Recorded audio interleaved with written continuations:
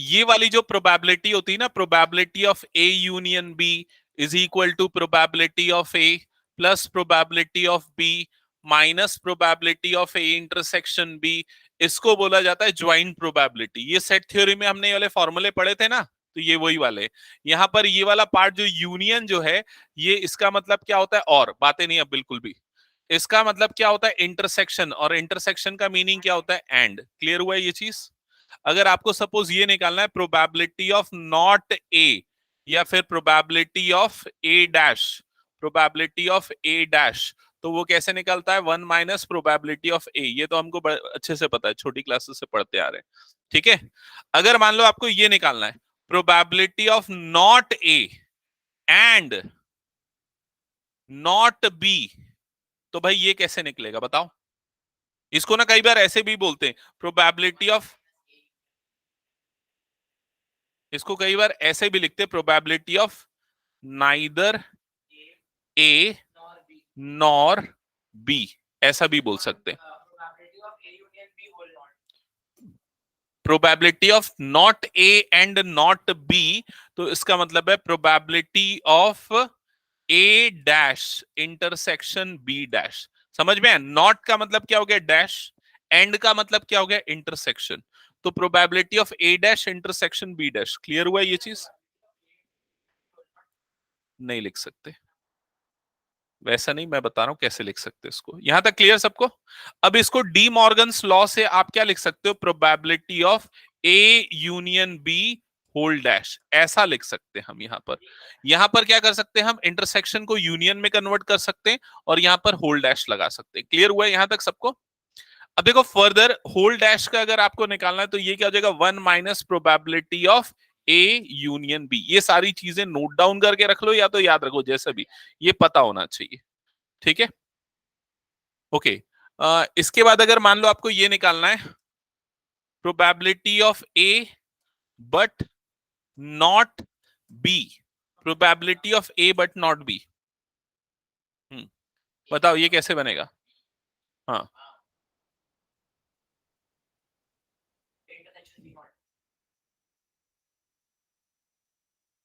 बताओ मैं इसको।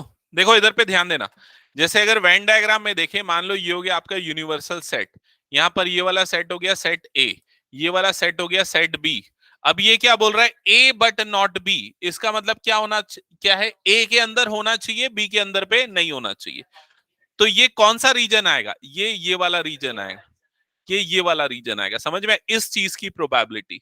तो अगर आपको इस रीजन की प्रोबेबिलिटी निकालनी है, नहीं, इस रीजन की प्रोबेबिलिटी निकालनी है, तो आप क्या करोगे, पूरे ए की प्रोबेबिलिटी निकालोगे और उसमें क्या करोगे, ये वाले पार्ट को माइनस करोगे, और ये वाला पार्ट कौन सा है, ए इंटरसेक्शन बी। तो इसकी प्रोबेबिलिटी के लिए क्या करोगे, probability of A minus probability of A intersection B. सबको समझ में आया ये चीज? ये ध्यान में रहना चाहिए ना।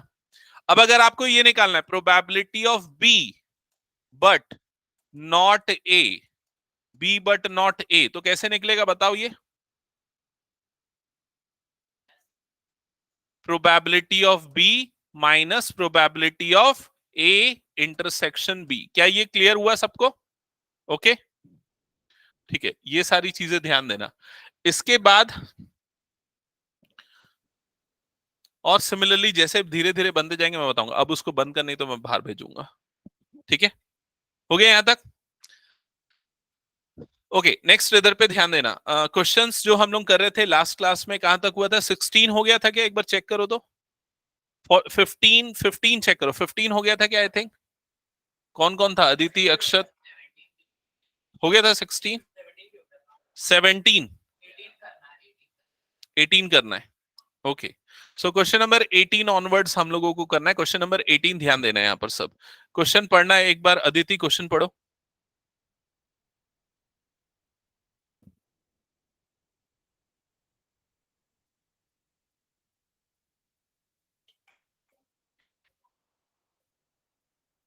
स्टॉप।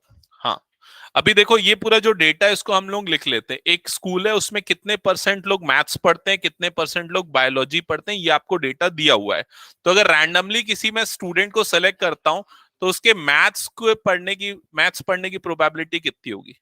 तो कितने परसेंट है मैथ्स वाले? 40%। तो मैथ्स वाले की प्रोबेबिलिटी हो जाएगी 0.4। बायोलॉजी पढ़ने वाले की प्रोबेबिलिटी कितनी हो जाएगी? 0.3। और कितने लोग दोनों पढ़ते हैं?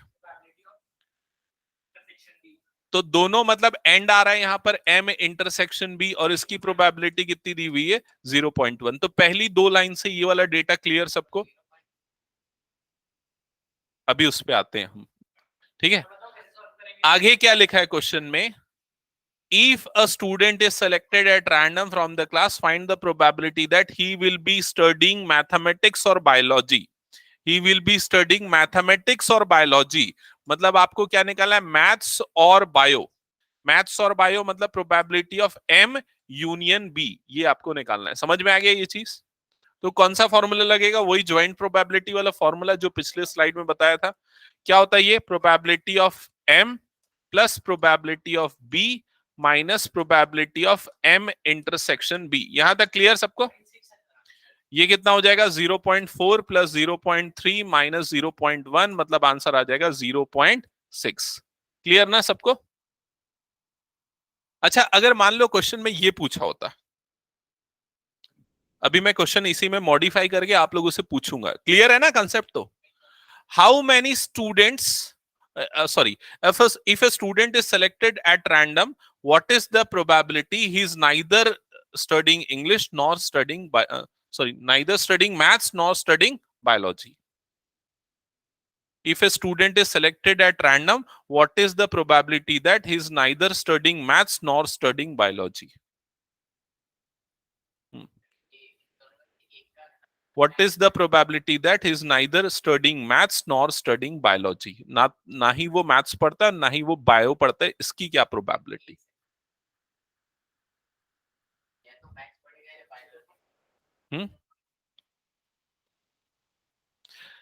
आपको इसको फॉर्मुलेट करना पड़ेगा। Probability of not maths and not bio, यही मतलब हुआ, यही मतलब हुआ। अभी थोड़ी देर पहले मैंने डिस्कस किया probability of M dash intersection B dash. समझ में आई ये चीज? Which is equals to probability of M union B whole dash. Clear हुआ ये चीज? और ये कैसे निकलेगा? 1 minus probability of M union B, और एम यूनियन बी हमने अभी निकाल के रखा है 0.6। तो 1 माइनस 0.6 मतलब कितना आ जाएगा? 0.4। क्लियर? इसने डायरेक्टली आंसर किया। कैसे डायरेक्टली आंसर किया? आप चाहो तो वेन डायग्राम से समझ लो उसको। अगर आपने उसको वेन डायग्राम से समझ लिया, ये मैथ्स पढ़ने वाले हैं, ये बायो पढ़ने वाले हैं, दोनों मिला के जो है वो कितने हैं? कितने हैं? 0.6। तो रिमेनिंग कितने बचेंगे? 0.4। डायरेक्टली निकाल सकते हो। क्लियर ये चीज? अब अगर मान लो क्वेश्चन में ये पूछता है, if a student is selected at random, what is the probability that he study maths but not bio? He study maths but not bio, maths पढ़ता है लेकिन बायो नहीं पढ़ता, उसकी क्या प्रोबेबिलिटी? बताओ जल्दी देख के। 0.3 correct. Maths but not bio मतलब ओनली मैथ्स।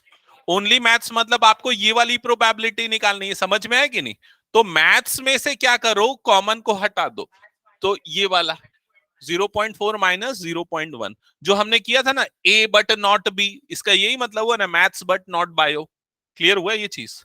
और बायो बट नॉट मैथ्स की प्रोबेबिलिटी कितनी आएगी? 0.2। क्लियर हो गया ये कंसेप्ट सबको?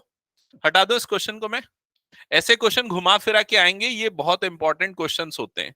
ठीक है, नेक्स्ट क्वेश्चन पे मूव करते हैं। क्वेश्चन नंबर 19 चेक करना क्या लिखा हुआ है। तान्या समझ में आ रहा है ना?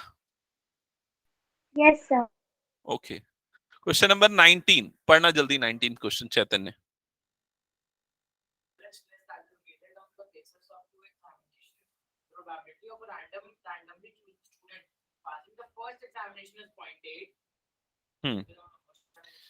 तो क्या है? एंट्रेंस टेस्ट जो है वो दो एग्जामिनेशन पे बेस्ड है। एक स्टूडेंट को सेलेक्ट किया तो फर्स्ट एग्जाम के पास करने की प्रोबेबिलिटी आपको दी हुई है कितनी? 0.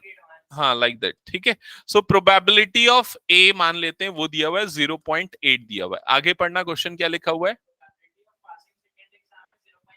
सेकेंड एग्जाम को बी ले लेते हैं तो probability of B is equal to 0.7 ये दिया हुआ है। कंटिन्यू। हाँ, अब ये इसका क्या मतलब है? Probability of passing at least one of them is 0.95। विप्लव बता, तू चुप रहे।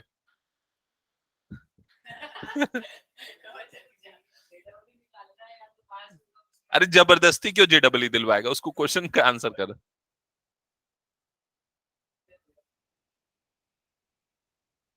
और भी बहुत सारे ऑप्शंस रहते हैं। हाँ, आयुषी बताओ क्या मतलब हुआ इसका? Probability of passing at least. हाँ, इस दोनों में से कोई एक पास करने की प्रोबेबिलिटी ऐसी होगा। हाँ, A union B, at least one of them मतलब कम से कम एक, या तो ए को पास करे या तो बी को पास करे या दोनों पास करे। समझ में आया कि नहीं?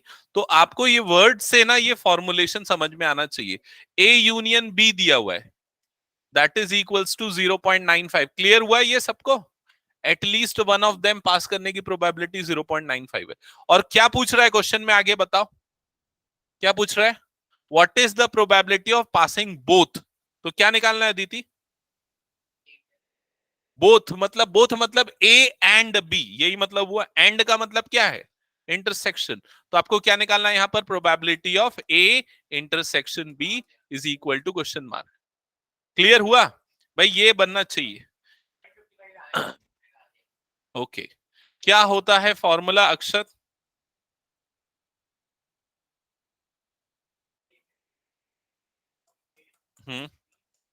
Plus probability of B minus probability of A intersection B. इसमें वैल्यू पुट करो 0.95, ये वाला 0.8 plus 0.7 minus probability of A intersection B. इधर उधर शिफ्ट करो, probability of A intersection B मिल जाएगा। ठीक है, क्लियर हुआ? ये चीज कितना आ रहा है? 0.5, 0.55। Yes, correct. बाकी सबको क्लियर ना? हम्म। अब अगर मान लो इस क्वेश्चन में ये पूछा होता, मान लो क्वेश्चन में पूछा होता find the probability of not passing any of the examination.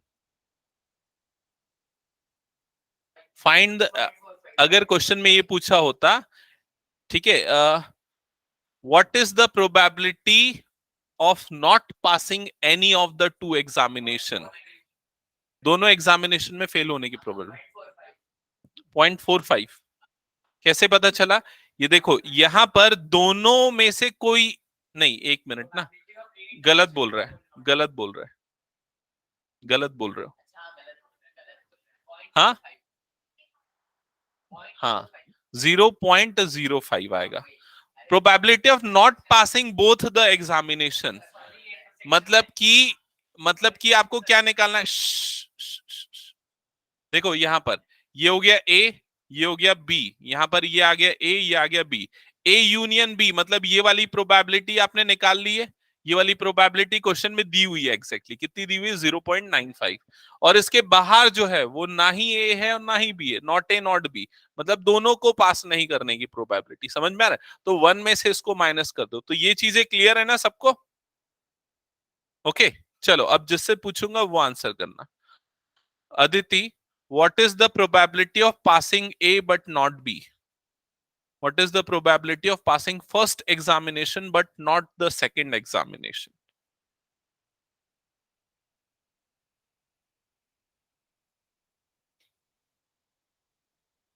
नहीं आया समझ में अक्षत?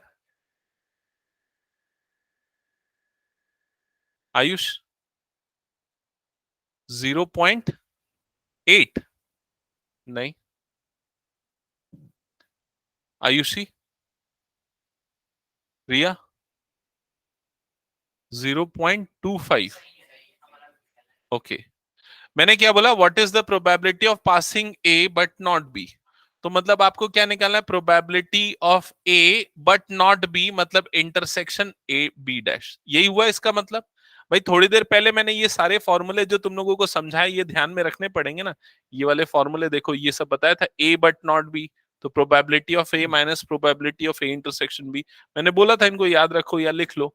तो ये कैसे निकलेगा? Probability of A minus probability of A intersection B, इससे निकलेगा।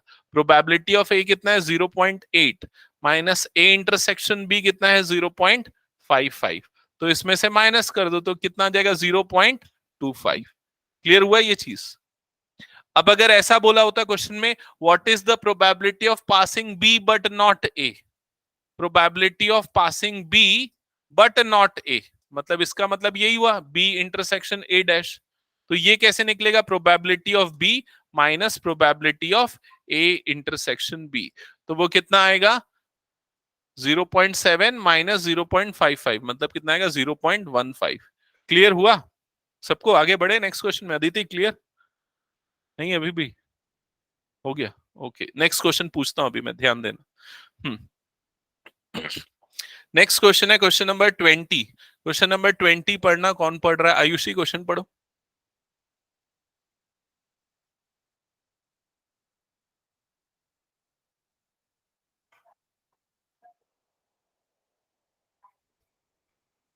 स्टॉप। अभी अभी बस इतने ही डेटा से हम समझते हैं कि हमको क्या क्या दिया हुआ है।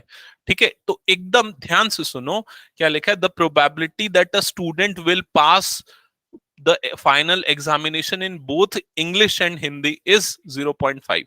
तो इंग्लिश और हिंदी को पास, दोनों को पास करने की प्रोबेबिलिटी 0.5 है। तो मान लो इंग्लिश को पास करने की प्रोबेबिलिटी को मैं ई लेता हूं, इवेंट को ई लेता हूं, और हिंदी वाले को एच लेता हूं, तो क्या है वो 0.5, ये बताओ मुझे।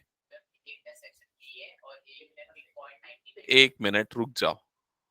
Probability of E intersection H ये आपको दिया हुआ, इंग्लिश एंड हिंदी दोनों को पास करने की प्रोबेबिलिटी ये कितनी दी हुई 0.5 दी हुई। क्लियर?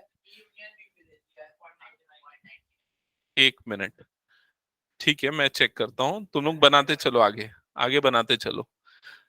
आगे क्या लिखा हुआ है, the probability of passing neither is 0.1, मतलब कि दोनों को पास नहीं करने की प्रोबेबिलिटी, दोनों को पास नहीं करने की प्रोबेबिलिटी। इसको आप दो तीन तरीके से समझ सकते हो। आप ऐसा समझ सकते हो E union H whole dash is equals to 0.1, आप ऐसे समझो। या फिर अगर आप इसको लिखना चाहते हो तो ऐसा भी लिख सकते हो, probability of E dash intersection H dash, मतलब ना ही इंग्लिश को पास करना और ना ही हिंदी को पास करना। समझ में है? चाहे आप ऐसा लिखो या चाहे ऐसा लिखो, दोनों का मतलब सेम होता है। डी मॉर्गन लॉ से ये जो कॉम्प्लीमेंट है ये होल कॉम्प्लीमेंट में बदल जाता है, और इंटरसेक्शन जो है वो यूनियन में बदल जाता है। चाहे दोनों तरीके से समझ सकते हो। तो इसकी वैल्यू को हम क्या लिख सकते हैं, 1 minus probability of E union H, ऐसा लिखते हैं, दैट इज इक्वल्स टू 0.1। यहां तक क्लियर हुआ? अब ये 0.1 इधर जाएगा, ये वाला पार्ट इधर जाएगा, तो probability of E union H की वैल्यू कितनी आ जाएगी 1 माइनस 0.1, जो कि कितना हो जाएगा 0.9। तो क्या ये चीज क्लियर हुई सबको, ई यूनियन एच की प्रोबेबिलिटी? ठीक है, ये दो चीजें अभी दी हुई है आपको क्वेश्चन में। आगे क्वेश्चन में क्या बोल रहा है, if the probability of passing English examination is 0.75, तो इंग्लिश को पास करने की प्रोबेबिलिटी दी हुई, probability of E that is equals to 0.75। Okay, अब क्वेश्चन में क्या हो रहा है, what is the probability of passing Hindi examination, तो P ऑफ H आपको निकालना है, प्रोबेबिलिटी ऑफ H आपको निकालना है। तो बन जाएगा ये सबसे, कौन सा फॉर्मूला लगेगा, वो ज्वाइंट प्रोबेबिलिटी का, इस वाले क्वेश्चन का। तो E union H is equals to probability of E plus probability of H minus probability of E intersection H। Okay ठीक है, यहां पर वैल्यू पुट करते हैं, E यूनियन H की जगह पे क्या आएगा 0.9, प्रोबेबिलिटी ऑफ E के प्लेस पे क्या आएगा 0.75, probability of H as it is, E intersection H की जगह पे आ जाएगा 0.5। यहां तक क्लियर? 0. ओके ओके, अगला क्वेश्चन बनाओ। नहीं, फिर इसके बाद मिसलेनियस करना है। ये इधर शिफ्ट होगा तो प्रोबेबिलिटी ऑफ H की वैल्यू आ जाएगी 0.9 माइनस 0.25, तो कितना आएगा ये डिफरेंस 0.65। क्लियर ना सबको, ये एक बार कंफर्म करो। ओके, हटा रहा हूं, फिर मैं नेक्स्ट क्वेश्चन पे मूव करें। Question number 21।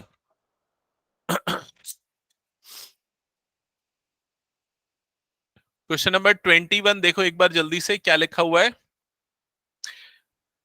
अच्छा, अब ये क्वेश्चन बाकी क्वेश्चन से डिफरेंट है थोड़ा, क्योंकि अभी तक सारे क्वेश्चंस में आपको सीधे प्रोबेबिलिटी दी होती थी, लेकिन यहां पर प्रोबेबिलिटी नहीं दी हुई है, यहां पर निकालना पड़ेगा।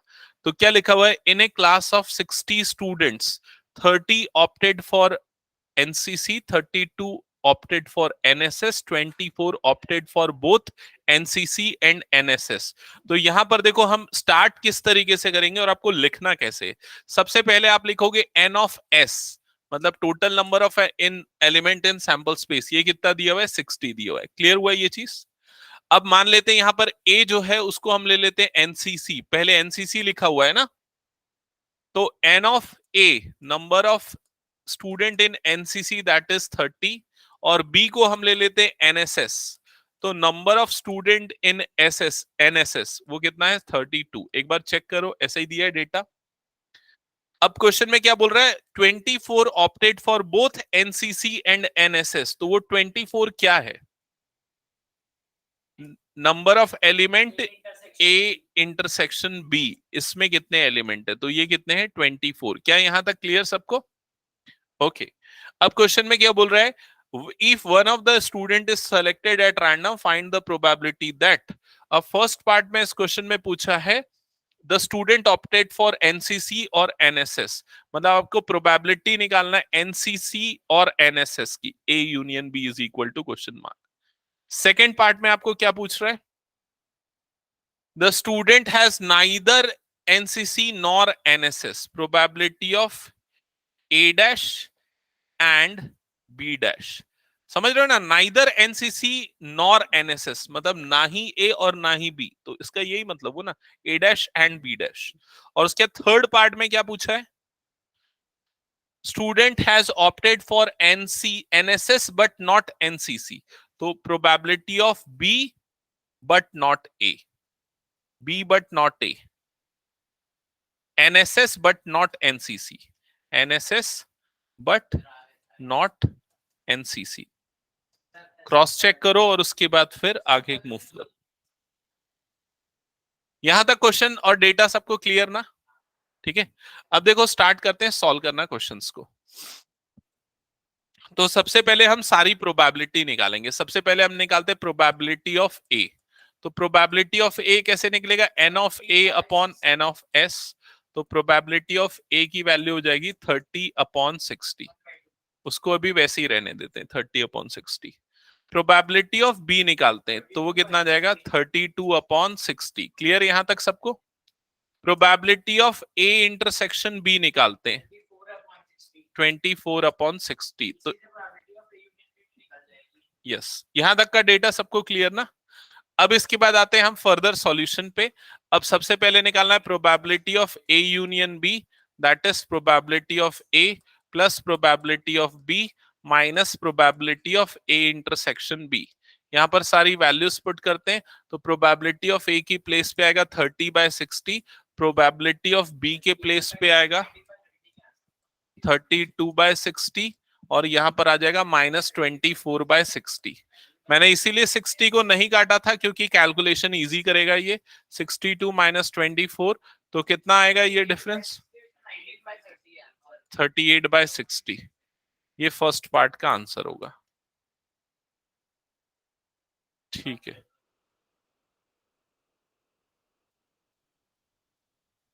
ठीक है यहां तक clear first part. Okay second part में क्या पूछा है, प्रोबेबिलिटी ऑफ ए डैश। अभी मैं जिससे पूछूंगा वो बताएगा ना, एंड बी डैश। हाँ विप्लव बता तो भाई। Probability of A dash intersection B dash, यही मतलब हुआ इसका। हाँ क्या लिखेंगे इसको, बता अक्षत, आयुष बता।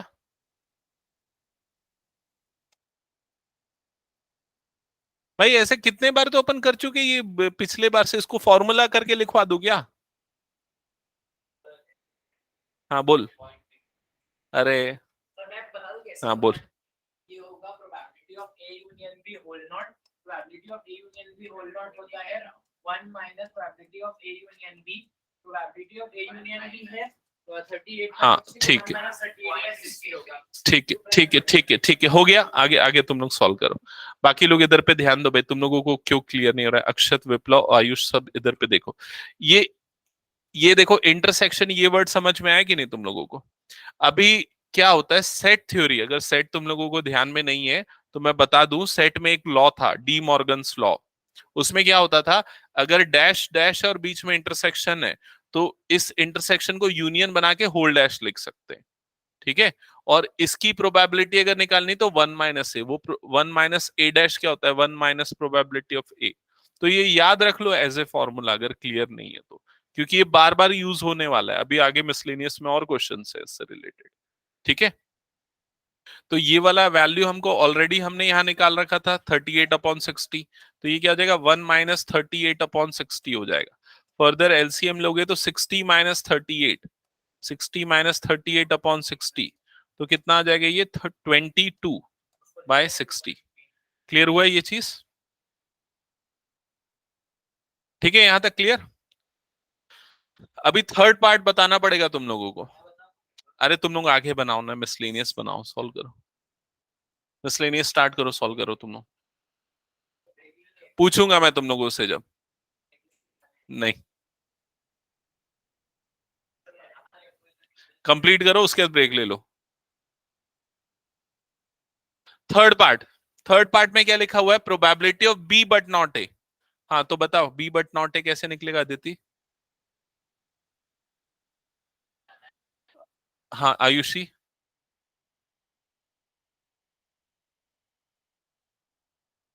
बी बट नॉट ए का मतलब क्या? अरे तुम लोग हाथ नीचे करो। Correct, probability of B but not A का मतलब है बी इंटरसेक्शन ए डैश, ये मतलब होगा। या फिर इसको हम probability of B minus probability of A intersection B, ऐसा लिख सकते हैं। भाई सीधा फॉर्मूला याद रख लो ना, बी बट नॉट ए बोल रहा है तो बी में से ए इंटरसेक्शन बी को माइनस करना है। वेन डायग्राम से भी तो समझाया मैं ये चीज। अब प्रोबेबिलिटी ऑफ बी कितना था, प्रोबेबिलिटी ऑफ बी है 32/60, माइनस ए इंटरसेक्शन बी कितना है 24/60, माइनस कर दो इसको तो कितना आएगा, एलसीएम तो 60 आ गया, 32 माइनस 24 कितना आ जाएगा डिफरेंस 8, तो आंसर क्या आएगा 8/60। क्लियर ये? ठीक है,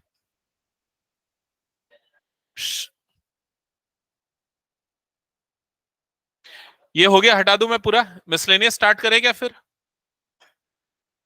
okay okay, miscellaneous exercise start करते हैं, ध्यान देना इधर।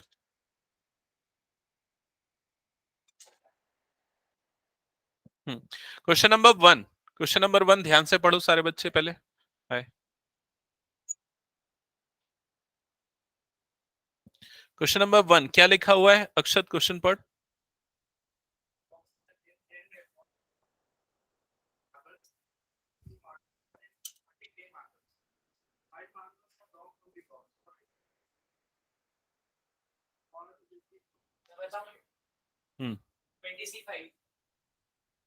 गलत। तो एक बॉक्स है, उसमें कितने कितने मार्बल्स है बताओ। सबसे पहले क्वेश्चन नंबर 1, कितने रेड है? 10 रेड मार्बल्स है, 20 ब्लू मार्बल्स है, 30 ग्रीन मार्बल्स है। और इस बॉक्स से कितने मार्बल्स टेक आउट कर रहे हैं? 5 मार्बल्स। ओके, और क्या बोल रहा है फर्स्ट पार्ट में, क्या चीज पूछ रहा है? Find the probability of all blue, all blue की। हाँ अभी सही बोला है। ओके, इधर पे ध्यान दो।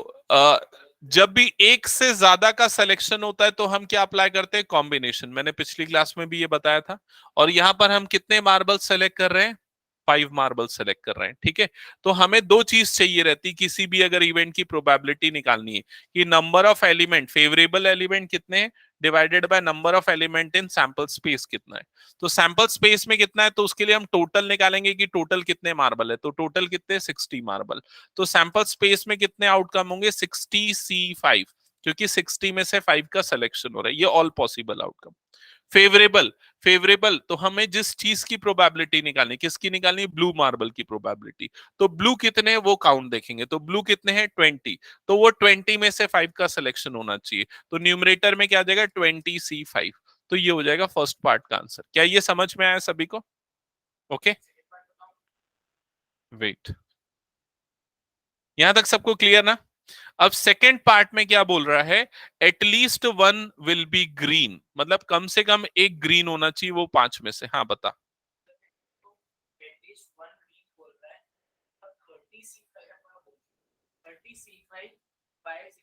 होगा, बट वो एटलीस्ट 1 बोल रहा है, मतलब उसको 1 से माइनस कर देंगे। 1 माइनस 30C5 अपॉन 60C5। ठीक है, आंसर तो सही है, लेकिन रीजन मुझे प्रॉपरली नहीं मिला। एक होल बंडल है, अब सम है 1, अब उसमें वो बोल रहे हैं कि एटलीस्ट 1 ग्रीन आना ही चाहिए। अब उसमें से एक ग्रीन निकाले तो उसमें से उसको माइनस कर देंगे ना। ओके चलो ठीक है, बाकी बच्चे इधर पे ध्यान देना। ठीक है, आंसर तेरा सही है। देखो क्या बोल रहा है, at least one will be green, मतलब 5 जो निकाले उसमें कम से कम एक ग्रीन होना चाहिए। समझ में आ रहा है ये चीज? तो 1 green, 2 green, 3 green, 4 green, 5 green, इस तरह से हो सकते हैं हमारे पास। तो हम क्या करेंगे, हम एक ऐसा इवेंट डिफाइन करेंगे जो उसका कॉम्प्लीमेंट्री है। तो मान लो यहां पर मैं इवेंट बी डिफाइन करता हूं। प्रोबेब इवेंट बी है, no green marble is selected. Marble is selected, हम ये लेते कि कोई भी ग्रीन मार्बल नहीं होना चाहिए। समझ में है ये चीज? अब निकालते हैं प्रोबेबिलिटी ऑफ बी, कि कोई भी ग्रीन सेलेक्ट नहीं होने की प्रोबेबिलिटी क्या होगी।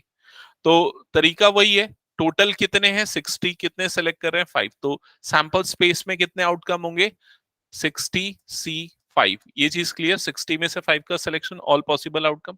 फेवरेबल, फेवरेबल हमारे लिए क्या है, नो ग्रीन मार्बल, मतलब कोई भी ग्रीन नहीं होना चाहिए। तो कितने नॉन ग्रीन है, तो नॉन ग्रीन कितने हैं 30। तो न्यूमरेटर में क्या आ जाएगा 30C5। क्या ये स्टेप क्लियर हुआ सबको? तो ये किस चीज की प्रोबेबिलिटी हमने निकालनी है, कि 0 ग्रीन मार्बल सेलेक्टेड की प्रोबेबिलिटी निकालनी है। अब मुझे आप लोग ये बताना कि अगर इवेंट बी है no green marble is selected, तो B dash, event B dash क्या होगा, बी डैश क्या होगा, at least one green marble is selected. समझ में है कि नहीं? ये 0 ग्रीन मार्बल सेलेक्टेड है इवेंट बी, तो इवेंट बी डैश क्या होगा, at least, at least one green marble selected. हाँ तो तेरा आंसर सही है ना, मैं बोल रहा हूं ना, at least one green marble selected, ये बी डैश होगा। और आपको क्या निकालना है, प्रोबेबिलिटी ऑफ बी डैश। तो प्रोबेबिलिटी ऑफ बी डैश कैसे निकलेगा, 1 माइनस प्रोबेबिलिटी ऑफ बी से निकलेगा। क्लियर हुआ ये चीज? और ये क्या हो जाएगा, 1 माइनस प्रोबेबिलिटी ऑफ बी कितना है 30C5 डिवाइडेड बाय 60C5। ये होगा आपका आंसर। हाँ कैलकुलेशन इसमें अगर करोगे तो थोड़ा लेंदी होगा, अदरवाइज सीबीएसई वालों को तो यहीं पर छोड़ना है अपने आंसर्स। तुम्हारे पास कैलकुलेटर है? ओके, क्लियर सबको ये चीज? अब मैं पूछूं इसी क्वेश्चन में मॉडिफिकेशन करके, अभी मैं इसमें मॉडिफिकेशन करूंगा, उसका आंसर बताना, ठीक है? हाँ, अब अगर मान लो ये बोला होता क्वेश्चन में, what is the probability that all selected marbles are red. हाथ नीचे, मैं जिससे पूछूंगा वो बताएगा।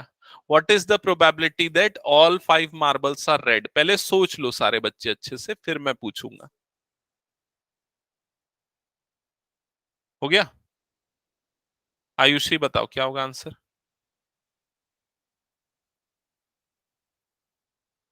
All 5 marbles are red, Ayush क्या होगा answer? Yes, 10C5 divided by 60C5, क्योंकि कितने रेड मार्बल है हमारे पास 10, तो वो 10 में से 5 सेलेक्ट होने चाहिए, फेवरेबल ऊपर में आएगा, डिवाइडेड बाय नीचे में कितना आएगा 60C5। ठीक है, अब अगर मान लो क्वेश्चन में ये पूछा होता, if A marble is 5 marble जो सेलेक्ट हुए हैं, all are either green or blue, what is the probability that all are either green or blue? 5 marbles are drawn, what is the probability that all are either green or blue? अक्षत,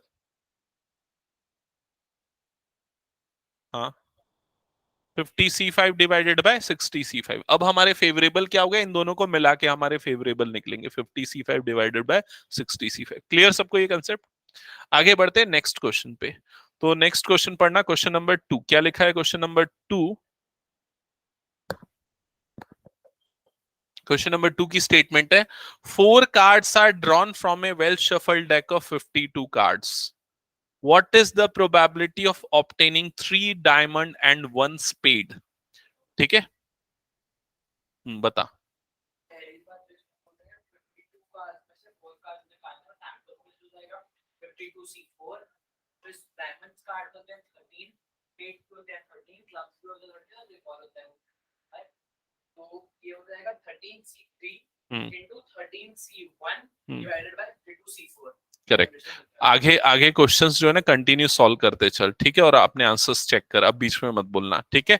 बाकी बच्चे इधर पे ध्यान दो। Okay, तो total कितने cards हैं हमारे पास? 52 कार्ड्स है, तो ये हो गए 52 कार्ड्स, ठीक है। अब इस 52 कार्ड्स में से कितने कार्ड्स का सिलेक्शन कर रहे हैं हम? 4 कार्ड्स का सिलेक्शन कर रहे हैं, ठीक है, ये चीज हो गया, ये समझ में एक्सपेरिमेंट पूरा। अब ये जो 4 कार्ड्स है इसके बारे में उसने मेंशन किया है कि इन 4 कार्ड्स में से क्या क्या होने चाहिए, कितने डायमंड और कितने स्पेड, क्या क्या लिखा है बताओ? 3 डायमंड होने चाहिए और 1 स्पेड होना चाहिए। क्लियर हुआ ये चीज? ओके, तो सबसे पहली चीज, कॉम्बिनेशन लगेगा या नहीं लगेगा वो कैसे पता चलेगा? जब भी एक से ज्यादा चीजों को सेलेक्ट करते हैं तो कॉम्बिनेशन लगता है। तो यहाँ पर टोटल 4 सिलेक्शन हो रहे हैं आउट ऑफ 52, मतलब कॉम्बिनेशन लगेगा। ये चीज क्लियर हो गई सबको?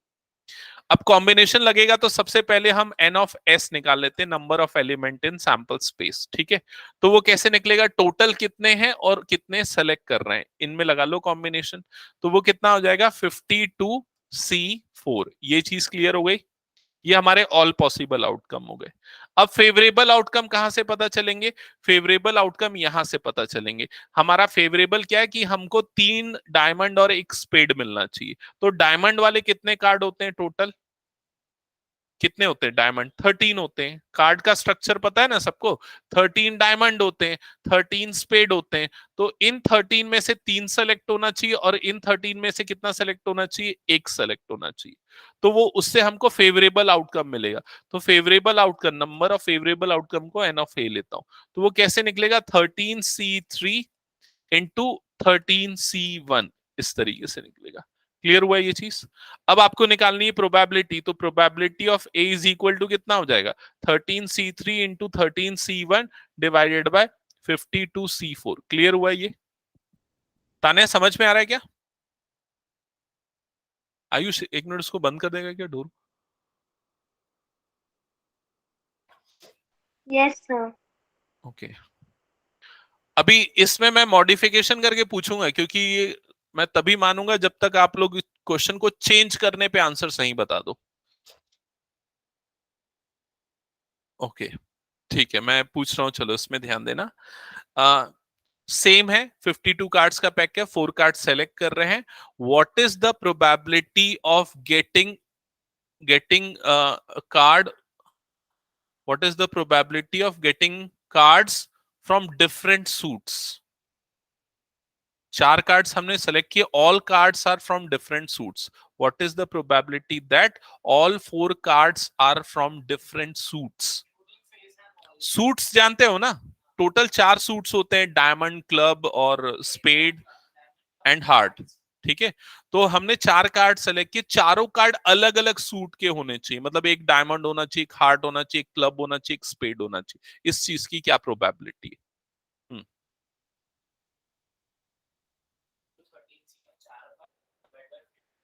करेक्ट, सबको समझ में आया कि नहीं?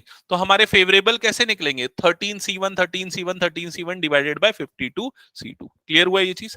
C4 52C4 clear? अब एक और मॉडिफिकेशन, अब तू मत बताना, बाकी लोगों से पूछ रहा हूं, ठीक है। If we have selected 4 cards, what is the probability that 2 of them are red and 2 of them are black? 2 red, तेरे को नहीं बताना, तू आगे बनाना क्वेश्चन। हाँ आगे कंटिन्यू कर, हाँ बोल। करेक्ट, सबको क्लियर हुआ? 2 रेड और 2 ब्लैक, तो रेड होने के लिए फेवरेबल 26C2, ब्लैक होने के लिए 26C2 divided by 52C4। Clear ये चीज? ओके, आगे बढ़ते हैं नेक्स्ट क्वेश्चन पे, क्वेश्चन नंबर 3 पे। क्वेश्चन नंबर 3 चेक करना। क्वेश्चन नंबर 3 में क्या लिखा हुआ है? A die has 2 faces each with number 1, 3 faces with 2 and 1 face with number 3. If die is rolled once, नहीं, डिटरमाइन प्रोबेबिलिटी ऑफ 2। तो एक डायस को में फेसेस की जो मार्किंग है वो नॉर्मल से अलग है, उसमें 1 जो है वो कितने फेसेस पे मार्क्ड है? 2 फेसेस पे 1 मार्क्ड है, ठीक है। 3 फेसेस पे 2 मार्क्ड है, तो 2 2 2 ये 3 फेसेस पे मार्क्ड है, और एक फेस पे नंबर 3 मार्क्ड है। अब क्वेश्चन में क्या बोल रहा है? What is the probability of getting 2? ये तो बड़ा इजी क्वेश्चन है, बताओ क्या होगा? 1/2, क्योंकि 3 divided by 6 that is 1/2। Clear हुआ ये चीज सबको? फिर 1 और 3 की प्रोबेबिलिटी कितनी हो जाएगी? प्रोबेबिलिटी ऑफ 1 और 3 बता रहा है विप्लव? हाँ हाँ,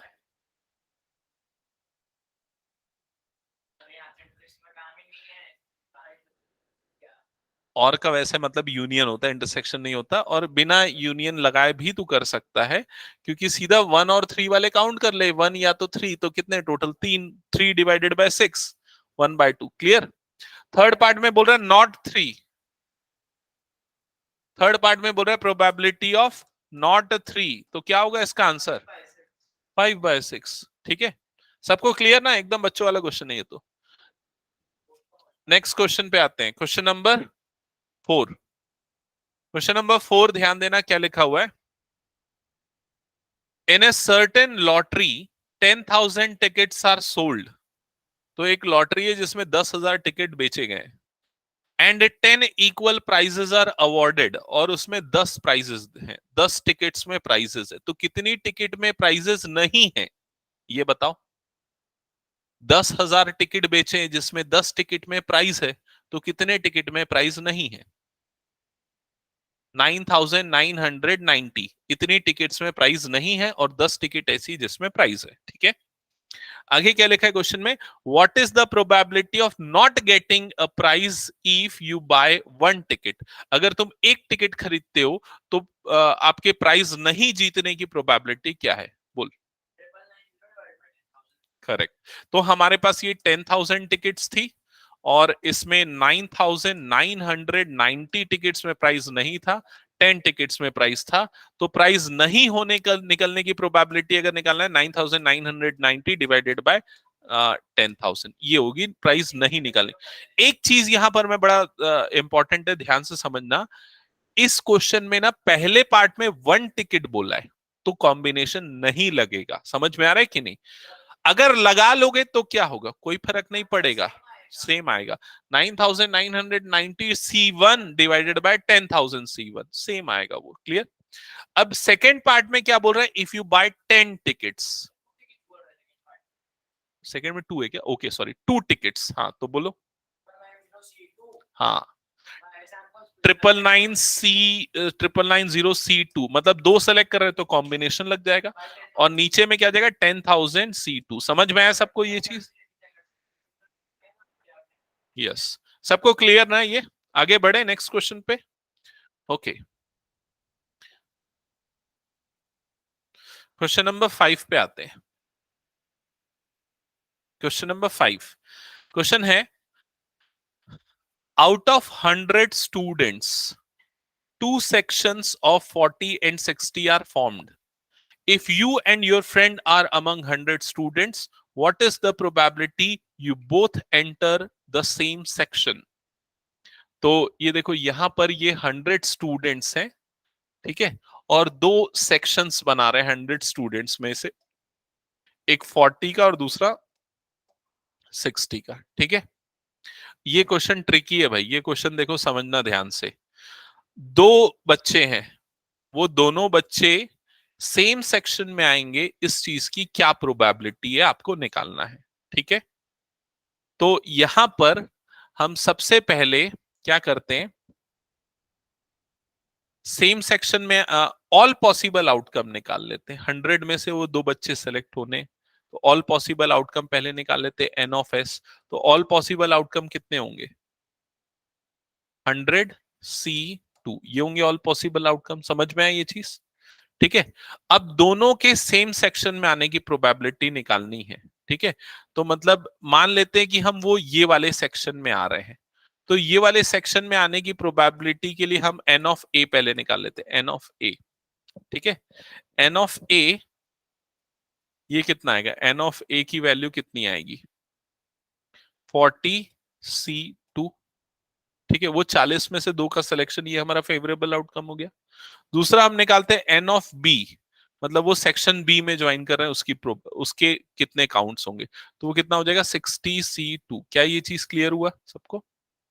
अब या तो वो ए में होने चाहिए या तो वो बी में होने चाहिए। दोनों स्टूडेंट के सेक्शन ए में होने की प्रोबेबिलिटी पहले हम ये निकाल लेते हैं कि प्रोबेबिलिटी की दोनों सेक्शन ए में है, तो दोनों के सेक्शन ए में होने की प्रोबेबिलिटी कितनी होगी, फेवरेबल मतलब 40C2 divided by all possible, मतलब कितना हो जाएगा 100C2। क्लियर हुआ ये चीज? दोनों के सेक्शन बी में होने की प्रोबेबिलिटी कितनी है, तो इसके लिए पी ऑफ बी निकाल लेते हैं, तो वो कितना हो जाएगा 60C2 divided by 100C2। Clear हुआ ये चीज? तो ये दोनों प्रोबेबिलिटी जो है, ये दोनों केसेस में वो दोनों स्टूडेंट्स एक ही सेक्शन में आ रहे हैं। क्लियर हुआ ये चीज? मतलब दोनों के सेम सेक्शन में होने की प्रोबेबिलिटी अगर आपको निकालना है, सेम सेक्शन में होने की प्रोबेबिलिटी, तो आपको क्या करना पड़ेगा, probability of A plus probability of B, ये करना पड़ेगा। क्लियर हुआ ये चीज सबको? अब यहां पर probability of A plus probability of B अगर करेंगे, तो ये कितना हो जाएगा 40C2 divided by 100C2 plus 60C2 divided by 100C2, ऐसे ही होगा। एलसीएम लोगे तो क्या हो जाएगा 40C2 plus 60C2 divided by 100C2, ये हो जाएगा। ये होगा आपका फाइनल आंसर, लेकिन इसको हम फर्दर कैलकुलेट करके न्यूमेरिकल वैल्यू तक जाएंगे। ठीक है, तो आपको कैलकुलेशन तो आता है, कैसे निकालते हैं बताओ, इसका क्या आएगा? देखो 40 into 39 divided by 2 into 1 plus 60 into, नहीं 1/2 कैसे आएगा, 2 into 1, 100 into 99 divided by 2 into 1। तो ये 2 इंटू 1 ये वाला पार्ट तो कट ही जाना है सबसे, है ना? इधर पे बस ये आना है 40 इंटू 39 करना प्लस 60 इंटू 59 करना डिवाइडेड बाय 100 इंटू 99 करना। फ्रैक्शन में बताओ, फ्रैक्शन में बताओ। नहीं, साइंटिफिक में फ्रैक्शन भी निकल जाता है ना। अच्छा, नहीं है ना यहाँ पर, ये है 17/33, तो ये आएगा 17/33। क्लियर हुआ है ये चीज? इसको सॉल्व करके देख लेना, ये आएगा फाइनल आंसर। आप चाहो तो मैनुअल कैलकुलेशन से भी निकाल सकते हो। मैं इसलिए निकाल रहा हूं इसका आंसर यहां तक, क्योंकि ये सेकेंड पार्ट के लिए काम आएगा। ये सेम सेक्शन में आने की प्रोबेबिलिटी है, और ये प्रोबेबिलिटी कितनी है, 17/33। ठीक है, निकल। अब सेकेंड पार्ट में क्या पूछा है, देखो इस क्वेश्चन के, both enter in different section. तो सेम सेक्शन की प्रोबेबिलिटी अगर इतनी है, तो डिफरेंट सेक्शन की कितनी होगी बताओ, कैसे निकालेंगे? 1 माइनस ये वाली प्रोबेबिलिटी, तो probability of different section is equals to कितना हो जाएगा, 1 माइनस 17/33, जो कि कितना आ जाएगा 16/33। ये होगा आपका आंसर। मैसेज करता हूं, ठीक है? वैसे 4 to 5 उसकी स्कूल रहेगी ना, तो फिर भी वही टाइमिंग रखूंगी, ठीक है? 4 to 5, या उसके थोड़ा पहले कर दिया तो 3:30। नहीं नहीं, तुम लोगों की अलग आईसीएससी। क्लियर यहां तक सबको? 16/33 हटा दो इसको, फिर मैं हो गया तो। नेक्स्ट क्वेश्चन चेक करो, क्वेश्चन नंबर 6।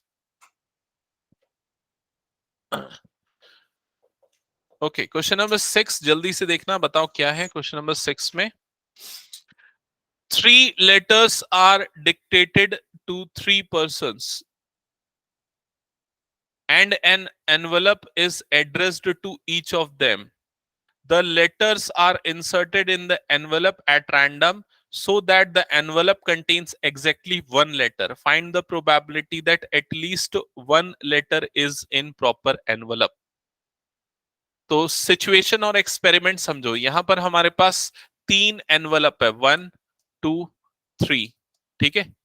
ये एनवलप 1, एनवलप 2, एनवलप 3, और यहाँ पर हमारे पास 3 लेटर्स है। लेटर 1 ये हो गया सपोज, लेटर 2 और ये हो गया सपोज लेटर 3। इस तरह से मार्क कर रहा हूं, ठीक है। तो यहाँ पर एड्रेस डले हैं 3 और ये 3 लेटर्स हैं, ठीक है। अब अगर हम इन लेटर्स को इसमें मिक्स करेंगे, इसमें डालेंगे, ठीक है, तो क्या क्या हो सकता है? हो सकता है 1 इसमें जाए, 1 इसमें जाए, या 1 इसमें जाए। इस तरह से डिफरेंट कॉम्बिनेशन हो सकते हैं। तो टोटल कितने अलग अलग कॉम्बिनेशन हो सकते हैं ये बताओ, कितने होंगे ऑल पॉसिबल कॉम्बिनेशंस?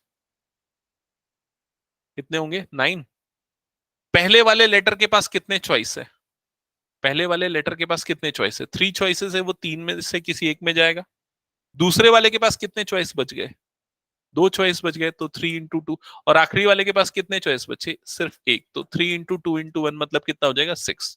तो टोटल 6 पॉसिबल आउटकम होंगे ना।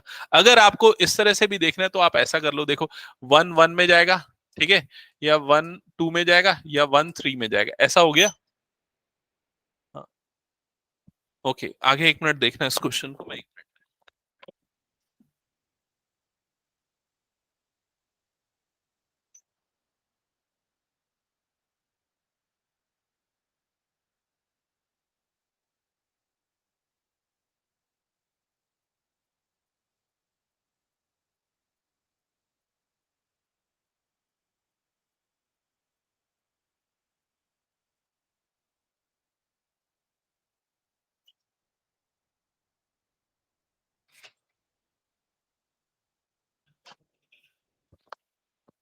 हाँ, तो ये हम देख रहे थे 1 1 में गया, 1 2 में गया, 1 3 में गया, ये हो गया। फिर वैसे ही क्या हो सकता है? मैंने यहाँ गलत लिख दिया क्या?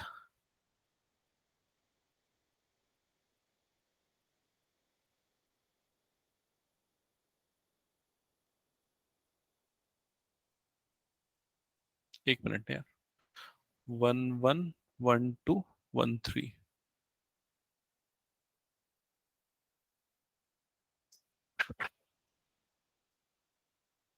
नहीं, ये वाले पार्ट को, इसको इसको हटा देते हैं, है ना। हम्म।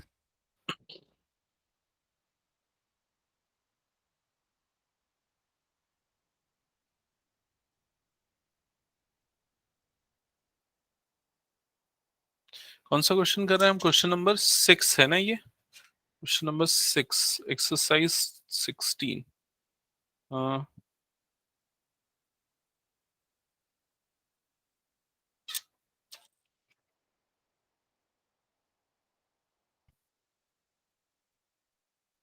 हम्म। नहीं, ठीक है, करेक्ट है। ये यही होगा ना, टोटल 6 पॉसिबल आउटकम होंगे ना। 1 1 में 1 के पास 3 चॉइसेस है, 2 के पास 2 चॉइसेस बची, 3 के पास 1, क्योंकि एक तो जा चुका है ना उसमें। तो ऑल पॉसिबल आउटकम जो होगा, एन ऑफ एस की वैल्यू होगी आपके पास, वो कितनी होगी? 6 होगी। टोटल 6 पॉसिबल आउटकम्स होंगे। N of S is equals to कितना हो जाएगा? 6। अब क्वेश्चन में किस चीज की प्रोबेबिलिटी बोल रहा है? बताओ, किस चीज की प्रोबेबिलिटी निकालने बोल रहा है? Probability of at least one is in proper envelope. तो हम यहां पर क्या करते हैं? इवेंट ए डिफाइन करते हैं कि no letter, no letter is in proper envelope, क्योंकि इससे ज्यादा आसान हो जाएगा, है ना। एटलीस्ट, तो ए डैश जो होगा, इसका जो कॉम्प्लीमेंट होगा, वो इसका कॉम्प्लीमेंट क्या होगा? At least one is in, at least one is in proper envelope. ये हो जाएगा। समझ में आया कि नहीं ये चीज? तो ए जो है, कोई भी लेटर एनवलप में नहीं है, प्रॉपर एनवलप में नहीं है। ए डैश क्या है? उसका कॉम्प्लीमेंट्री, मतलब कम से कम एक प्रॉपर एनवलप में। क्लियर हुआ? क्योंकि ए निकालना ज्यादा आसान है, इसलिए हम प्रोबेबिलिटी ऑफ ए निकालेंगे, फिर प्रोबेबिलिटी ऑफ ए डैश निकालेंगे। तो कोई भी प्रॉपर एनवलप में नहीं है, ऐसे कितने सिचुएशन होंगे वो समझो। तो जैसे अगर मान लो हम यहां पर जाते, ए को देखते, पहले 1 को देखते, लेटर 1। तो लेटर 1 2 के साथ चला गया, ठीक है, ये हो गया। तो लेटर 2 किसके साथ जाएगा? 1 के साथ जाएगा, तो ये आ गया 2 1 के साथ, ठीक है। लेटर 3 किसके साथ जाएगा? 3 के साथ, तो वो गलत हो जाएगा ना। मतलब ये कम से कम एक उसमें आ गया। तो 1 गया 2 के साथ, 2 गया 3 के साथ, और 3 किसके साथ चले गया, 1 के साथ। तो ये एक सिचुएशन होगी। समझ में आ रहा है कि नहीं? लेटर 1 2 में गया, 2 3 में गया और 3 1 में गया, ये हो गया। अगला क्या हो सकता है, लेटर 1 3 में गया, लेटर 1 जो है वो 3 वाले में गया, लेटर 2 जो है वो किस में गया, 1 वाले में गया, 2 जो है वो 1 वाले में गया, और 3 किस में गया, 2 वाले में। तो 3 2 ये हो गया। तो ऐसे दो ही पॉसिबल केसेस हो सकते हैं, और भी कोई हो सकता है क्या? देखो एक बार, 1 1 में गया तो वो करेक्ट हो जाएगा। समझ में आया कि नहीं ये चीज? तो वो करेक्ट हो जाएगा। तो यहां पर हमारे पास दो ही पॉसिबल केसेस होंगे जिसमें ये दोनों के दोनों जो है प्रॉपर एनवलप में नहीं जा रहे हैं, तीनों के तीनों मतलब प्रॉपर एनवलप में नहीं जा रहे हैं। तो एन ऑफ ए की जो वैल्यू होगी वो कितनी होगी, टोटल 2 होगी। दो पॉसिबल केसेस होंगे, या तो ये वाला या तो ये वाला। क्लियर हुआ है ये चीज? अब आपको निकालना है प्रोबेबिलिटी ऑफ ए। तो प्रोबेबिलिटी ऑफ ए की जो वैल्यू होगी वो क्या होगी, फेवरेबल आउटकम मतलब कि 2 divided by all possible outcome N of S, वो हमने कितना निकाला था 6। तो कितना हो जाएगा 2/6 मतलब कितना आ जाएगा 1/3। तो 1/3 किस चीज की प्रोबेबिलिटी की no letter is in proper envelope. आपको किस चीज की निकालनी है, at least one of them is proper envelope. So probability of A dash आपको निकालना है। तो वो क्या हो जाएगा 1 माइनस प्रोबेबिलिटी ऑफ ए होगा।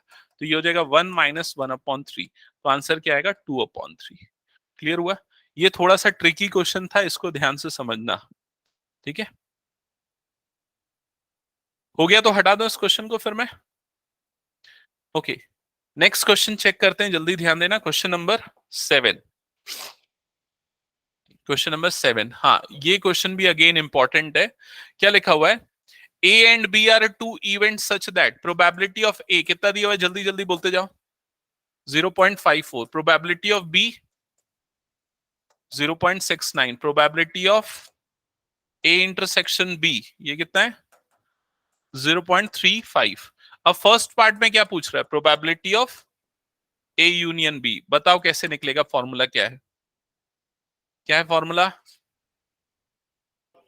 Probability of A plus probability of B minus probability of A intersection B. ये फॉर्मूला लगा दो, तो ए और बी को सम करके इसमें से माइनस कर दो, बन जाएगा ये क्वेश्चन। सेकेंड पार्ट में क्या पूछा है बताओ जल्दी, probability of A dash intersection B dash. बहुत बार ये मैं आज ही पूछा हूं, बताओ क्या होता है, बता। Probability of A union B whole dash, और उसको आगे और क्या लिखेंगे, 1 minus probability of A union B. तो जो भी फर्स्ट पार्ट में निकाला है 1 में से उसको माइनस कर देना। समझ गए ये? थर्ड पार्ट, थर्ड पार्ट में क्या बोल रहा है, probability of A intersection B dash मतलब ए बट नॉट बी। क्या होता है ये, correct, probability of A intersection B हो जाएगा ये वाला बी। फोर्थ पार्ट में बोल रहा है probability of B intersection A dash. तो ये क्या होगा, probability of B minus probability of A intersection B.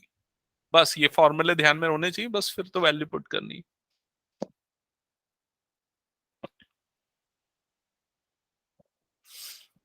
Next part करें, हटा दो इसको फिर मैं। Okay, next question. तान्या ध्यान दे रहे हो ना? Question number 8। Yes, sir. From the employees of 5 person, from the employees of a company, 5 person are selected to represent them. The managing committee of company, particulars of 5 persons are as follows। तो 5 persons हैं, उनके नाम, gender और as mentioned है। अब क्या लिखा है क्वेश्चन में, a person is selected at random from this group to act as a spokesperson. What is the probability that the spokesperson will be either male or over 35। तो favourable outcome कितने हैं, favourable क्या है कि या तो वो mail होना चाहिए या 35 से ज्यादा होना चाहिए। तो इन दोनों में से कोई भी एक कंडीशन ट्रू होनी चाहिए। तो ऐसे कितने लोग हैं जो दोनों में से कोई एक कंडीशन सेटिस्फाई करते हैं, कितने लोग हैं बताओ। मेल कितने हैं टोटल, 3, वो तो हैं, तो वो तो काउंट में आएंगे ही आएंगे। फीमेल में ओवर 35 वाली कितनी फीमेल है, एक, तो मतलब कितने होंगे टोटल? 4 लोग होंगे ना। फीमेल में तो एक ही है ना, ओवर 35 वाली, है ना। तो क्या बोल रहा है, या तो मेल होना चाहिए या तो 35 ईयर्स से बड़ा होना चाहिए, दोनों में से कोई भी एक कंडीशन ट्रू होनी चाहिए। तो तीनों मेल है, 3 मेल ले लिया, और एक फीमेल को कंसीडर करेंगे क्योंकि वो ओवर 35 वाली, तो 4 फेवरेबल हो जाएंगे। और ऑल पॉसिबल कितने हो गए? 5। तो 4/5, दैट्स इट, हो गया आंसर। क्लियर ना सबको ये? ओके, नेक्स्ट क्वेश्चन पे मूव करते हैं, क्वेश्चन नंबर 9। तो क्वेश्चन नंबर 9 में क्या लिखा हुआ है? If 4-digit numbers greater than 5000 are randomly formed from the digits, digits कौन कौन से दिए हुए हैं? 0, 1, 3, 5, 7, ठीक है। What is the probability of forming a number divisible by 5 when the digits are repeated? Second, the repetition of digit is not allowed, ठीक है। तो 4 डिजिट नंबर फॉर्म कर रहे हैं, 4 डिजिट नंबर, तो हमारे पास 4 वैकेंट प्लेसेस है, और ये जो डिजिट्स हम, ये जो नंबर फॉर्म कर रहे हैं, ये 5000 से बड़े होने चाहिए, ठीक है। केस 1 हम कंसीडर करते हैं जब रिपीटेशन अलाउड है, डिजिट्स कैन बी रिपीटेड, ठीक है। तो ये बताओ कि कितने 4 डिजिट ऐसे नंबर बन सकते हैं, परम्यूटेशन लगने वाला है यहाँ पर, कितने 4 डिजिट नंबर बन सकते हैं जो 5000 से बड़े हों और जिसमें डिजिट रिपीट हो सकते हैं। ऑल पॉसिबल आउटकम मतलब मैं पूछ रहा हूं। नहीं, अभी कॉम्बिनेशन नहीं लगेगा, क्योंकि हम सिलेक्शन नहीं कर रहे हैं, हम अरेंजमेंट कर रहे हैं, तो यहाँ परमिटेशन लगता है ना। तो अभी देखो इसमें क्या होगा, इसमें आप बिना परमिटेशन के भी बना सकते हो, वो प्रिंसिपल ऑफ मैथमेटिकल काउंटिंग से, है ना। देखो सबसे पहले हम ये वाले डिजिट पे आते हैं, इस वाले प्लेस पे। तो इस वाले प्लेस के लिए कितने ऑप्शंस हैं हमारे पास? कितने ऑप्शन है बताओ? इस वाले प्लेस के लिए सिर्फ 2 ऑप्शन है, या तो 5 या तो 7, क्योंकि क्वेश्चन में बोला ना कि 5000 से बड़ा नंबर होना चाहिए। क्लियर हुआ ये चीज? तो इस वाले प्लेस के पास 2 ऑप्शन है। अगले प्लेस के पास कितने ऑप्शन है? नहीं, वो फेवरेबल में आएगा। What is the probability that they are divisible by 5? तो फेवरेबल में होगा। अभी हम ऑल पॉसिबल काउंटिंग कर रहे हैं, ठीक है। तो ये वाले प्लेस के पास कितने ऑप्शंस है? 5 ऑप्शंस। अगले प्लेस के पास कितने हैं? 5। अगले प्लेस के पास कितने हैं? 5। समझ में आई ये चीज? तो टोटल कितने हो गए? 5 5 25, 25 5 125 इंटू 2, मतलब कितना हो गया? 250। तो ऐसे 250 नंबर्स बन सकते हैं जो कि 5000 से बड़े या बराबर हो। समझ रहे हो ना? बड़े या बराबर भी क्यों? क्योंकि यहाँ 5 लो, बाकी सब में 0 लो, तो वाला भी नंबर काउंट हो रहा है। समझ में आ रहा है? तो इसलिए 5000 से बड़े नंबर सिर्फ चाहिए, इसलिए हम इसमें क्या करेंगे? -1 कर देंगे। क्यों -1 किया? क्योंकि देखो क्वेश्चन में बोल रहा है ना ग्रेटर देन 5000, तो 5000 को हम हटाने के लिए -1 करेंगे, एक उसमें से माइनस होगा। तो टोटल कितने नंबर्स बन सकते हैं उस केस में? 249 ऐसे नंबर्स बन सकते हैं। क्लियर हुआ ये चीज? अब आते हैं फेवरेबल आउटकम पे। तो आपको क्या, किस चीज की प्रोबेबिलिटी निकालनी है कि वो डिविजिबल बाय 5 होना चाहिए। तो अब हम उसके लिए फिर से हम एक काम करते हैं, ये 4 वैकेंट प्लेसेस बनाते हैं। पहले प्लेस पे अगेन हमारे पास 2 ऑप्शंस हैं, ठीक है। अब हम ये वाले प्लेस के ऑप्शंस चुनते हैं, ये वाले प्लेस के ऑप्शन। तो इस वाले प्लेस, क्योंकि ये प्लेस डिसाइड करता है ना 5 से डिविजिबल है कि नहीं। ये प्लेस पे कौन से डिजिट होंगे जब वो 5 से डिविजिबल होगा? 0 और 5। तो इस प्लेस के पास कितने ऑप्शंस हैं? 2 ऑप्शंस है, तो यहाँ 2 ऑप्शंस। क्लियर हुआ ये चीज? और बाकी जगह पे 5 और 5 ऑप्शंस, ठीक है, ये चीज क्लियर। तो अगेन यहाँ पर जब हम काउंटिंग करेंगे तो 5 5 25, 25 4 कितना हो गया? 100 हो गया। लेकिन इसमें फिर से वो 5000 डिजिट ऐड हो जाएगा, तो उसको भी माइनस करना पड़ेगा। तो फेवरेबल आउटकम जो होगा वो कितना हो जाएगा? 100 -1, मतलब वो कितना आ जाएगा? 99। क्लियर हुआ ये चीज? तो probability of that number will be 99 divided by 249। तो ये आपका आंसर होगा। मेरे ख्याल से 3 से कटेगा 33, 3 से कटेगा 3 8 सा 3 3 सा 33/83। एक बार आंसर क्रॉस चेक करना तो इसका 33/83 आ रहा है क्या? मिसलेनियस 16 का क्वेश्चन नंबर 9 का फर्स्ट। ठीक है, क्लियर सबको ये कंसेप्ट? ओके, अब इसी क्वेश्चन का सेकंड पार्ट क्या बोलता है? इस क्वेश्चन का सेकंड पार्ट बोलता है डिजिट रिपीट नहीं हो सकते।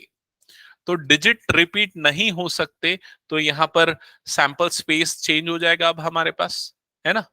तो अब फर्स्ट प्लेस के पास अभी भी हमारे पास दो ऑप्शन है फर्स्ट प्लेस के पास, लेकिन अब सेकंड प्लेस के पास कितने ऑप्शन बच गए? 4 ऑप्शंस बच गए। थर्ड प्लेस के पास 3 और लास्ट प्लेस के पास 2 ऑप्शंस। तो एन ऑफ एस की जो वैल्यू है अब वो कितनी आएगी?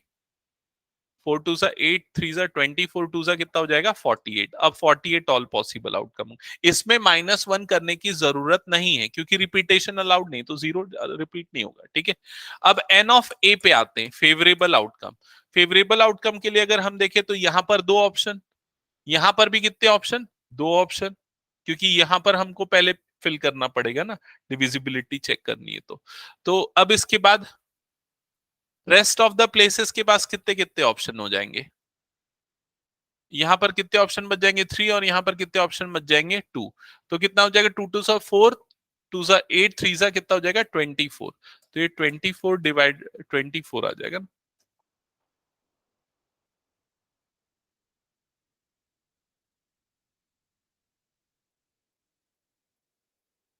एक मिनट ना, आंसर इसका चेक करना तो क्या आ रहा है? ये हम लोग ना यहाँ पर थोड़ी सी गलती कर दे रहे हैं सेकंड वाले पार्ट में। सेकंड वाले पार्ट में ना ये थोड़ी सी गलती हो गई, चेक करना इधर पे क्या है। देखो इसको ना एन ऑफ ए निकालने के लिए ना थोड़ा कैलकुलेशन इतना इजी नहीं जितना सोच रहे थे। यहां पर हम इस तरह से चलेंगे। देखो ये वाले डिजिट के पास कितने ऑप्शंस है? सबसे पहले हम एक काम करते हैं, यहां पर रख देते हैं 5। यहां पर हमने पुट कर दिया 5, मतलब एक डिजिट यहां फिल कर दिया। तो अभी इनिशियली इसके पास कितना ऑप्शन बचा था? सिर्फ एक ऑप्शन बचा ये वाले प्लेस पे, है ना। 5 से डिविजिबिलिटी होने के लिए यहां पर क्या आना चाहिए? 0। मतलब यहां पर भी कितना हो गया? एक ऑप्शन हो गया। समझ में है कि नहीं? तो दो दो डिजिट हट गए। अब कितने डिजिट बच गए? 3। तो इसके पास कितने ऑप्शन है? अब 3 ऑप्शन, और इसके पास कितने ऑप्शन है? 2 ऑप्शन। तो इंटू 3 इंटू 2 इतने पॉसिबल आउटकम हो गए। क्लियर? जब हमने यहां पर 5 पुट किया था तब। अब आते हैं हम नेक्स्ट केस पे। अब अगर मान लो हम यहां पर इस तरह से फिर से बनाते हैं, यहां पर अगर मान लो हम यहां 7 पुट करते हैं, ठीक है। तो इस वाले प्लेस के पास कितना ऑप्शन है? सिर्फ एक ऑप्शन, ठीक है। इस वाले प्लेस के पास अभी 2 ऑप्शन है, या तो 5 आ सकता है या तो क्या आ सकता है? 0 आ सकता है। तो अब रिमेनिंग के पास कितने ऑप्शन बच गए? इसके पास 3 और इसके पास कितने बच गए? 2 ऑप्शन। समझ में आए? तो यहां पर प्लस प्लस ये कितना आ जाएगा? 2 इंटू 3 इंटू 2 ये आ जाएगा। अब इनको मल्टीप्लाई करो, ये हुआ 6 प्लस इनको मल्टीप्लाई करो तो 2 2 सा 4 3 सा ये क्या हो जाएगा? 12। मतलब कितना आ जाएगा टोटल? 18। तो 18 ऐसे पॉसिबल आउटकम बनेंगे। समझ में है? इसमें एक्चुअली गलती क्यों हो गई हमारे पहले कैलकुलेशन में? क्योंकि यहां पर हमने 2 और यहां पर भी 2 ऑप्शन सेलेक्ट कर लिए, जो कि गलत है। यहां पर अगर 5 होगा तो यहां पर एक ही ऑप्शन बच जाएगा ना, 0। इस वजह से क्लियर हुआ ये चीज। तो इसलिए दोनों अलग अलग केसेस लेके सॉल्व करने। Further probability of event A कितना हो जाएगा? 18 डिवाइडेड बाय 48 ये आ जाएगा। ठीक है, आगे इसको सॉल्व कर लेना। किससे कटेगा ये? 6 3 जा 6 8 जा, यही आ रहा है ना 3/8 आंसर। क्लियर सबको ये क्वेश्चन भी? ओके, लास्ट क्वेश्चन कर लेते हैं अब इस एक्सरसाइज का। Question number 10। तो क्वेश्चन नंबर 10 में क्या लिखा हुआ है?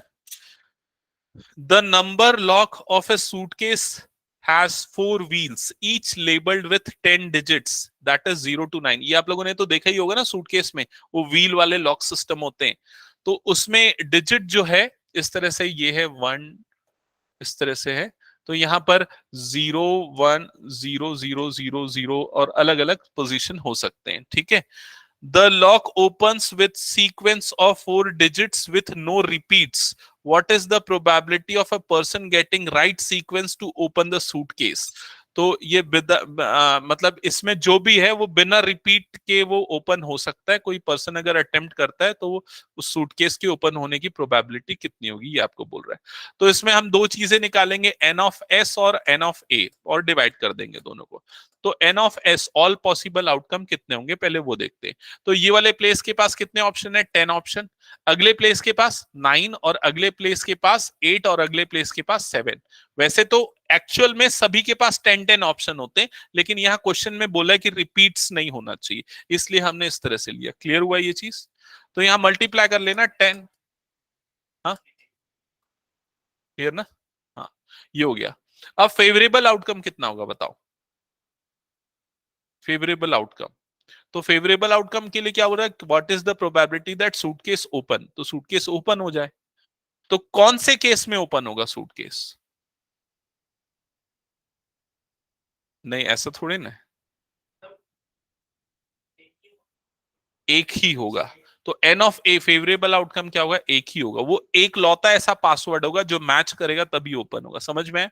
तो फेवरेबल आउटकम क्या होगा आपका 1, ऑल पॉसिबल आउटकम क्या होगा ये, क्लियर हुआ? तो अगर मान लो आप इस तरह से सूटकेस ओपन करना चाह रहे हो तो आपकी प्रोबेबिलिटी कितनी हो जाएगी उस सूटकेस की ओपन करने की, 1/10 इंटू 9 इंटू 8 इंटू 7, ये हो जाएगा। क्लियर सबको ये चीज? तो आगे इसको सॉल्व कर लेना, आपको फाइनल आंसर जो भी है वो फ्रैक्शन में मिल जाएगा। तो दैट्स इट, यहाँ पर प्रोबेबिलिटी एंड होती है। नेक्स्ट क्लास में कौन सा चैप्टर हमको करना है और तुम लोगों के स्कूल के पॉइंट ऑफ व्यू से जो भी टेस्ट और ये आगे एग्जाम्स आ रहे हैं वो मुझे बता दो, उसके हिसाब से मैं स्टार्ट करवा दूंगा। कोई सा